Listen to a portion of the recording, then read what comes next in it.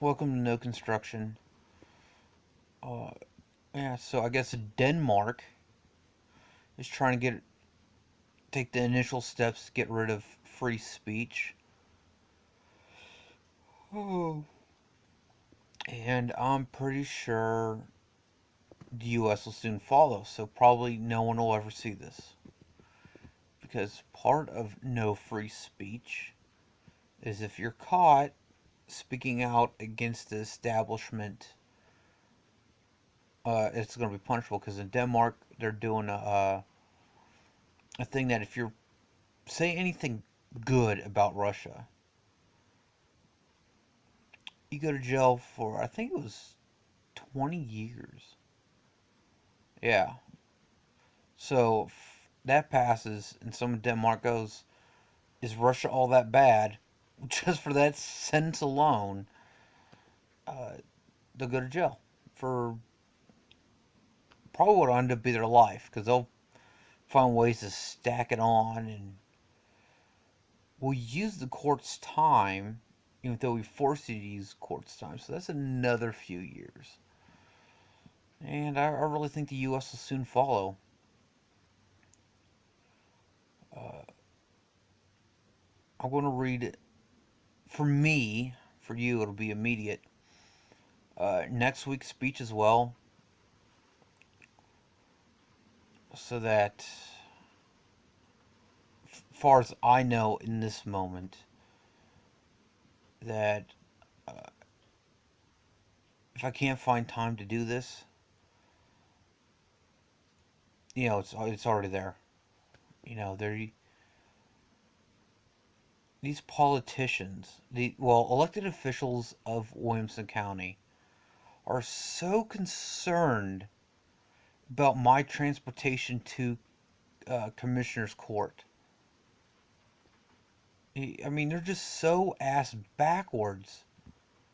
It's like, okay, let's try to prevent uh, this kid from coming here and saying the things that we don't like. Instead of fixing ourselves and doing something good for once. I don't. Because if they didn't have a conscience, they wouldn't care what I said. But since they're trying to prevent me from going there, you know,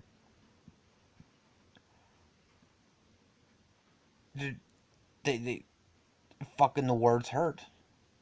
So they must have a conscience to some degree. You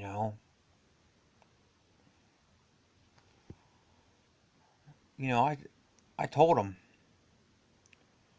a year ago that if this podium is only here to hear the dog bark so you don't have to fear the dog, I'm going to bark as long and as loud as I can. Because of their, uh, I guess I can say it on my channel, they're horseshit.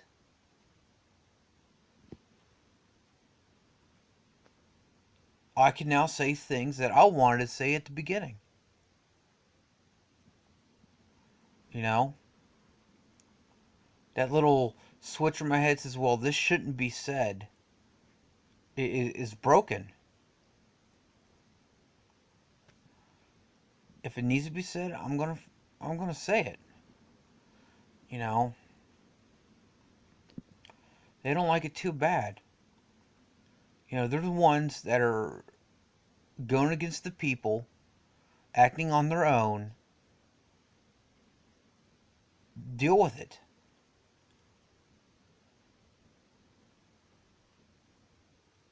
You know? Consequences, motherfucker. You're reaping what you're sowing. People are tired of the corrupt. And I think there's a good chunk of people that are going to do something about it. You know? But they want to create the conditions where people are going to have kids.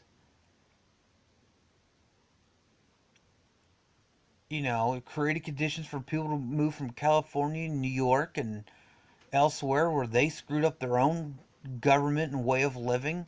So they're going to come here and they're going to do the same thing to us. You know? Now, a small chunk of the people coming from those areas are tired of the corrupt, so they're coming here. And they're starting to speak out, you know? Because they know California is Williamson County's future. And they don't want that, you know? Yeah, I mean, they are the victims of their own actions. There's no ifs, ands, or buts about that. You know, I've called them several times and they go, well, excuses. Well, excuses. Let's keep doing the same thing. Fuck ourselves. You know? And as I said before, about a little over a year ago, that we keep doing the same thing the same way. There's only one guaranteed result, and that's us screwed. We have to do something different. Now, I'm not saying let's do any old thing different. You know, let's be smart about it. But until people can tell me my ideas are, horrible, they won't work, I'm fully convinced they are. I've had nothing but time to think about this stuff. You know?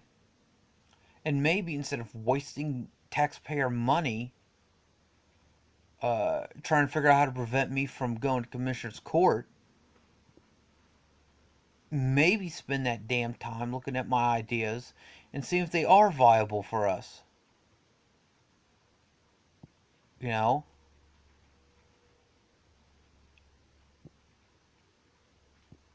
Because in a year's time, they've thrown every excuse. Oh, we're here. Let's help you. And, oh, wait, that requires lifting a finger. No, we're not going to help you. But we will lift an entire arm to try and stop you. So, anyway, wasted enough of your time. Let me go with the first speech. To all elected officials, the economy is going down the drain fast, in large part thanks to you. Yes, I said this on the 9th, and on the 10th, the Dow dropped 800 points. So it was, in fact, too late. Your paychecks are depending on a good economy. People can't pay their taxes, your paychecks disappear. Sure, people can be tossed to the street or thrown in jail. At the end of the day, no taxes paid, you don't get paid. You continuously cater to construction companies and nonprofits, give our rights away, pay farmland, and use our taxes to do it.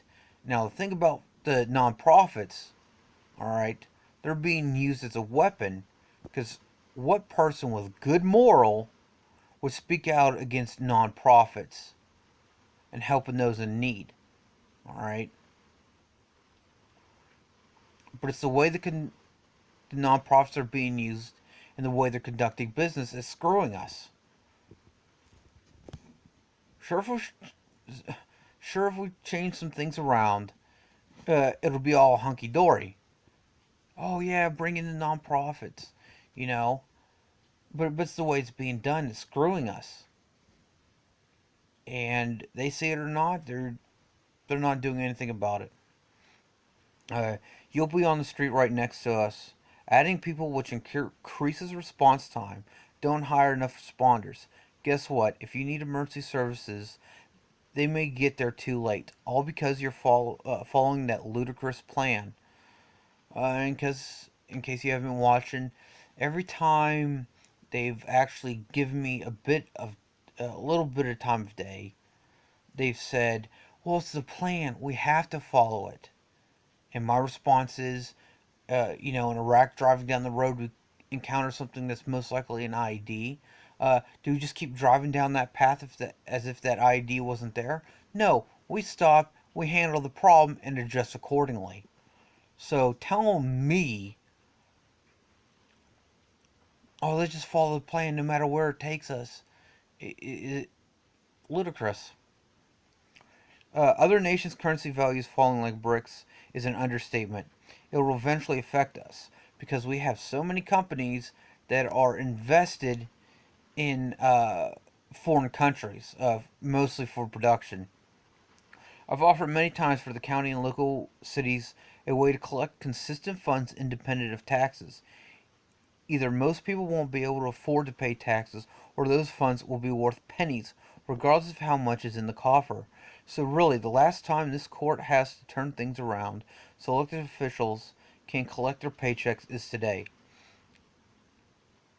I burnt my mouth, I apologize. Uh, if we don't prevent 3 point, oh, it's like 1.5 degrees Celsius, and of course, due to the conversion, depending on the degrees Celsius, you get a different number uh, in Fahrenheit. So 34.7 degrees Fahrenheit is wrong, but 1.5 degrees Celsius is correct. Right, we don't prevent 1.5 degrees Celsius rise in 12 years. There's no going back.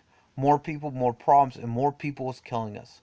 Wilco can't afford it. People can't afford it. The environment that keeps us alive certainly can't afford it. Almost all actions coming out of Wilco are seating or speeding up our death sentence.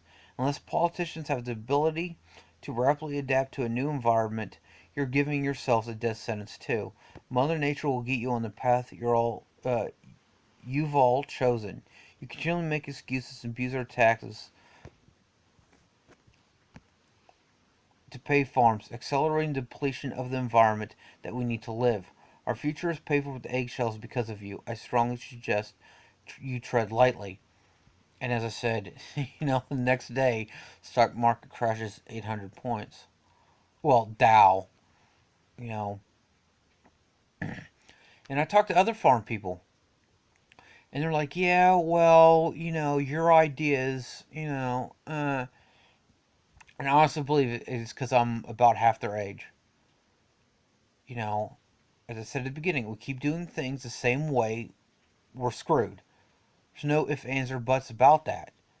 You don't need to be prophesy or what have you to know we're screwed. We continue the way we are. All right, it's going to go dark in a bit, but I'm going to get my other speech.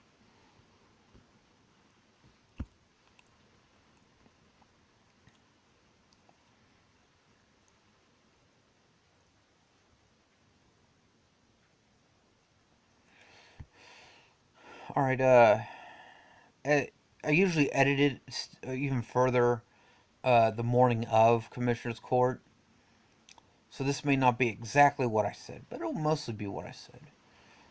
Buckle in. This is going to be a rough run. Uh, Remember, it's a path current elected officials chose on their own. I told this court 51 weeks ago, if this podium is just to hear the dog bark, I'm going to bark long and loud as I possibly can. Information Clearinghouse 50418.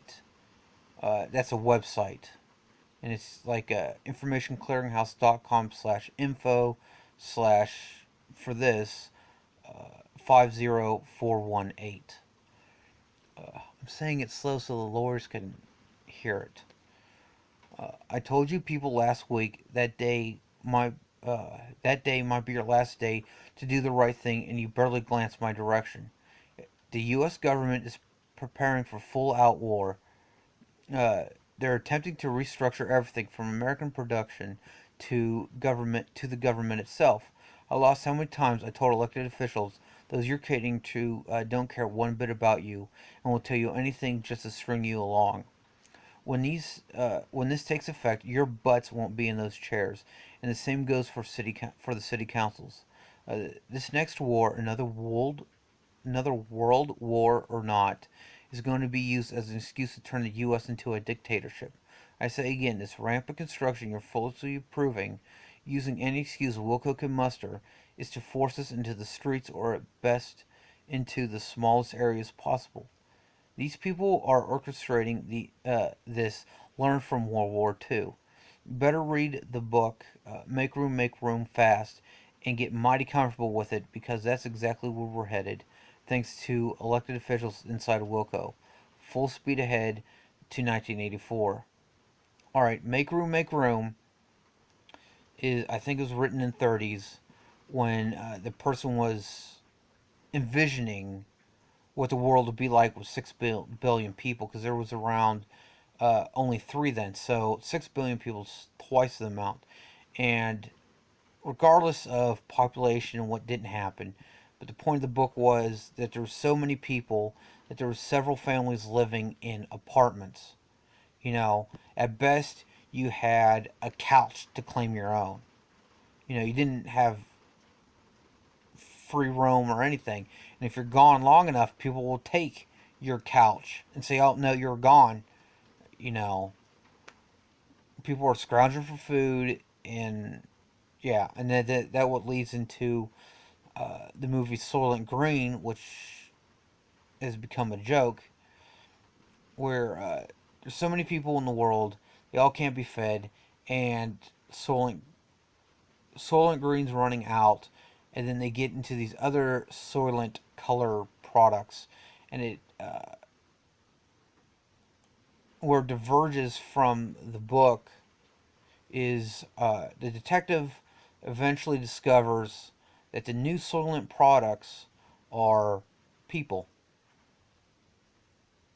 You know, do I think that'll happen? No, at least not in my lifetime. Just a little trivia. All right. Oh, and then 1984 is was it George Orwell? Yeah, where the government is running rampant and every bit of human activity is monitored. A few of the things I've offered over the past year would be extremely beneficial to us right now, but you rather force us to buy pavement and increase our debt. The US alone cannot afford to feed its people. All this comes to be, you're going to be wishing you took me up on hydroponics. If things get real bad and war hits our soil, most likely will, and you get messed up, you're going to be wanting that 3D printer, printing prosthesis, so you can have some degree of independence, but you rather have pavement. To my knowledge, not even elected officials can eat pavement. War hits our soil, whatever our EMS ends up being, they'll wish they had a UAV to better their capabilities in the rescues. But you rather give our rights away, rather give our taxes to construction companies that don't care one bit about Wilco. You have essentially put us on a silver platter to serve the machine. All right, so with the EMS, it's all going to be government. You know, instead of using time to investigate the things that'll benefit us, you wasted considering yourselves about my transportation. As I said last week, because of Wilco elected officials, our future is paved with eggshells. You have to tread lightly and treat every day like it's your last in those seats. When you're unseated by this restructuring, you'll be there right next to us.